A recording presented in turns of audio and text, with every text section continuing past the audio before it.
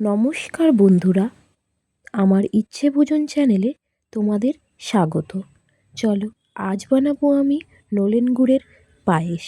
আমি কিভাবে নলেন গুড়ের পায়েস বানাই তোমরা দেখে নাও। প্রথমে দেখো, আমি বেশ খানিকটা এলাচ থেতো করে নিচ্ছি।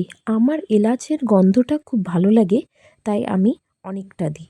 তোমাদের খুব একটা ভালো না লাগলে তোমরা মিনিমাম 3-4টে দেবে। দুধটা প্রথমে ভালো করে আমি জাল দিয়ে নিয়েছি। নেওয়ার পরে তেজপাতা আর এলাচ দিয়ে দিলাম। আর এখানে আছে গোবিন্দভোগ চাল।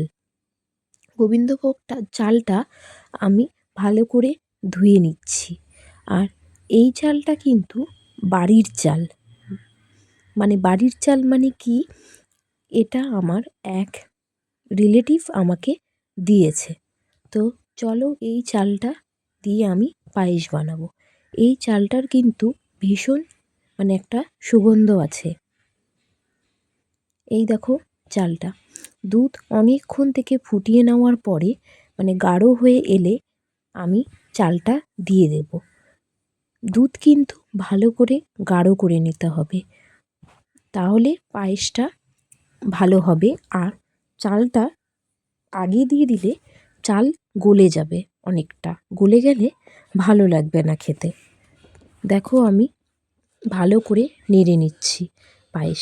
আর পায়েস বানানোর সময় পায়েস যত নাড়বে পায়েসের টেস্ট তত দ্বিগুণ হবে। পায়েস কিছুক্ষণ পরপরই নাড়তে হবে।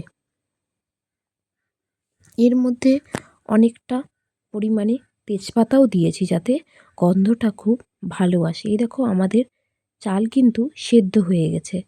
তারপরে আমি এর মধ্যে যে নলেন গুড়টা আছে সেটাকে দিয়ে দিচ্ছি।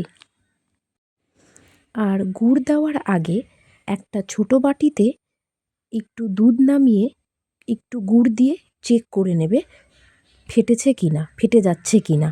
একবারে গুড় দিয়ে দিলে ফেটে গেলে পায়েসটা আর খাওয়া যাবে না, খেতে ভালো লাগবে না। এই দিকে দেখো, আমাদের পায়েস একদম রেডি।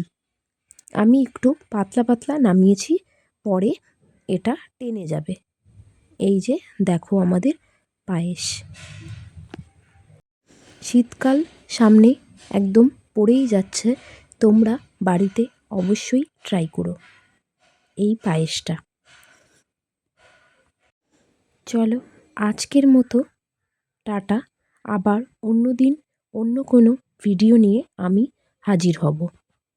আমার চ্যানেলটাকে অবশ্যই তোমরা লাইক, শেয়ার অ্যান্ড সাবস্ক্রাইব করে দিও। আর পাশে থাকা বেল আইকনটা অবশ্যই প্রেস করে দিও। চলো, বাই বাই।